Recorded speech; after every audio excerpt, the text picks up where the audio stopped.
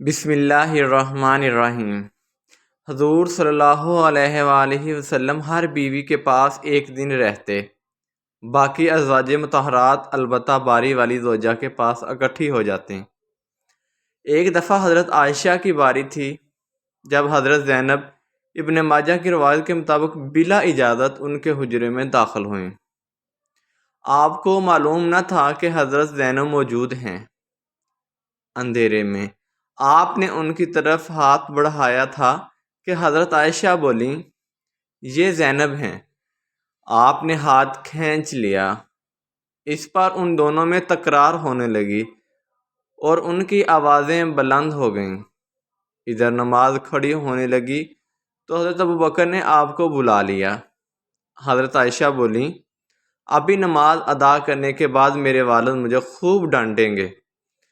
ایسا ہی ہوا۔ حضرت ابوبکر نے انہیں سختی سے ڈانٹا، تم حضور صلی اللہ علیہ وآلہ وسلم کے سامنے اس طرح بولتی ہو؟ ایک بار رسول اللہ صلی اللہ علیہ وآلہ وسلم حضرت عائشہ کے پاس آئے تو انہوں نے پوچھا، آج کہاں رہے؟ فرمایا، اے حمیرہ، ام سلمہ کے پاس تھا۔ کہا، ام سلمہ سے آپ کا جی نہیں بھرتا؟ مجھے بتائیں، اگر آپ ایک وادی کے دو کناروں پر اتریں، ایک سے گھاس چرا لی گئی ہو اور دوسرے کنارے پر کوئی گھاس کھانے والا نہ آیا ہو، آپ جانور کہاں چرانا چاہیں گے؟ فرمایا، وہ جس کا سبزہ چکھا نہ گیا ہو۔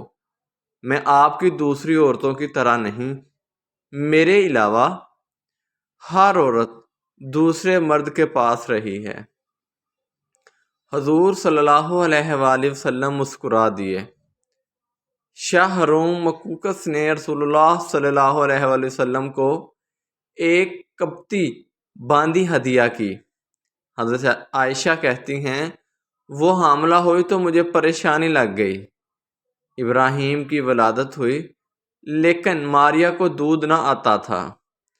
آپ نے بچے کے لیے دودھ دینے والی بھیڑ خریدی، جس کا دودھ پی کر وہ موٹا اور سرخ و سفید ہو گیا۔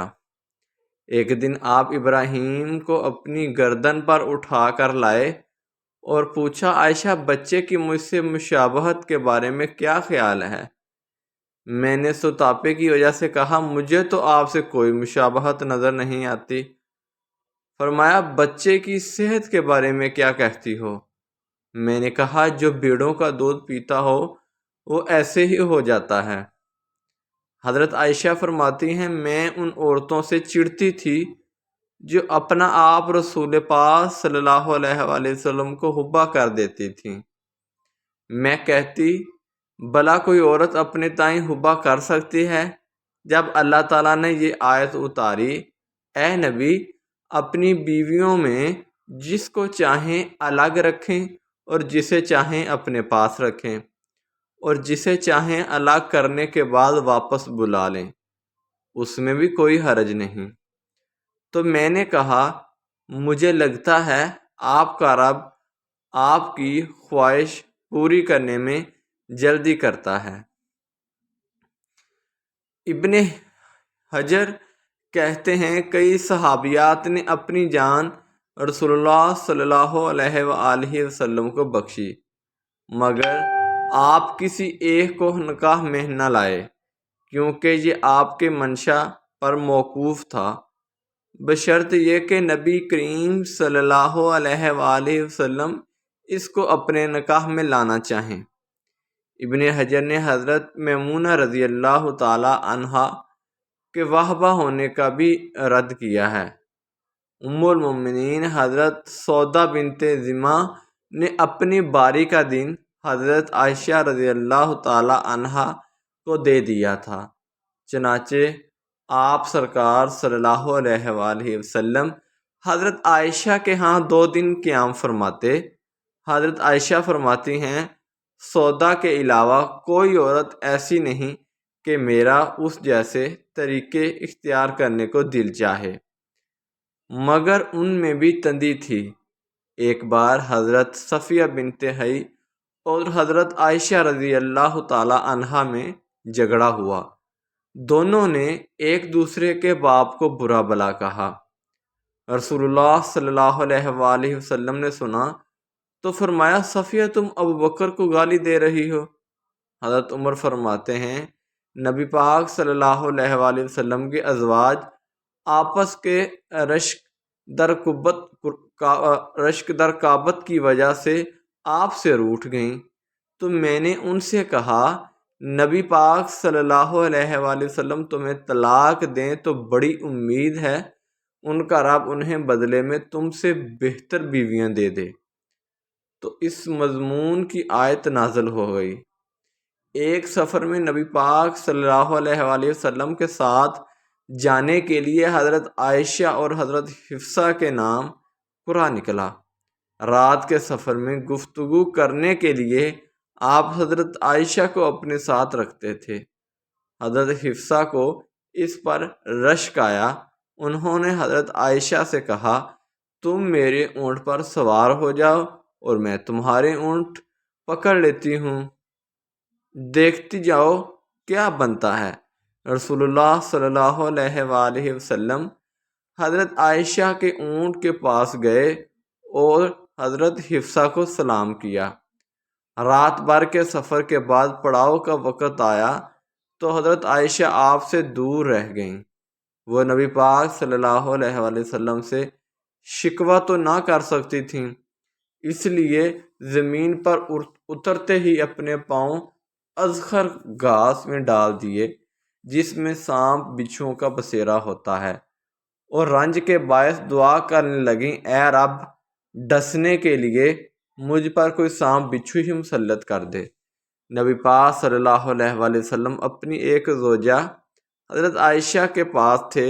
اتنے میں ایک دوسری بی بی حضرت زینب نے کھانے پر رکابی بھیجی۔ حضرت عائشہ جن کے ہاں نبی پاک صلی اللہ علیہ وسلم تھے، لانے والے خادم کے ہاتھ پر ایک ضرب لگائی تو رکابی گر کر ٹوٹ گئی۔ آپ نے رکابی کے ٹکڑے اور گرا ہوا کھانا اکٹھا کیا اور فرمایا، تمہاری اماں ام المومنین کو رشک آ گیا تھا۔ خادم کو رو کر آپ نے گھر سے نئی رکابی دے کر رخصت کیا۔ حضرت عائشہ صدیقہ رضی اللہ تعالی عنہا فرماتی ہیں کہ ایک رات سوتے وقت میرا جسم آپ صلی اللہ علیہ وآلہ وسلم کے جسم سے مل گیا۔ آپ صلی اللہ علیہ وآلہ وسلم نے فرمایا، عائشہ کیا تم مجھے اس رات رب کی عبادت کی اجازت دیتی ہو؟ میں نے کہا، اللہ، مجھے آپ کا قرب پسند ہے، تاہم میں آپ کی خواہش کو ترجیح دیتی ہوں۔ پھر آپ صلی اللہ علیہ وآلہ وسلم نے قیام کیا اور رو رو کر قرآن پاک کی تلاوت کی، حتیٰ کہ آپ کے کندھے مبارک بھیگ گئے۔ پھر آپ صلی اللہ علیہ وآلہ وسلم بیٹھ کر تلاوت کرتے رہے، حتیٰ کہ آپ کے پہلو آنسوں سے تر ہو گئے۔ پھر لیٹ کر تلاوت کی اور روتے رہے، حتیٰ کہ زمین تر ہو گئی۔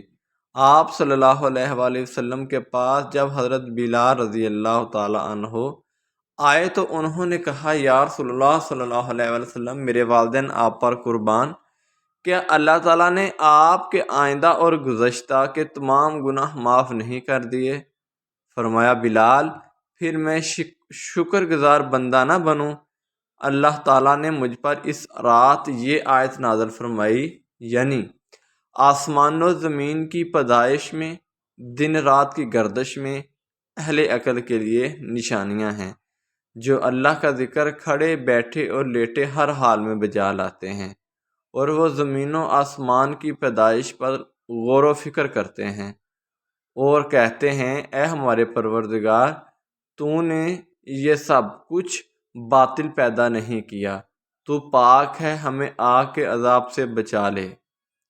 اللہ پاک ہمیں دین کی سمجھ نصیب فرمائے اور ہمارا خاتمہ ایمان پر فرمائے۔ کمنٹ باکس میں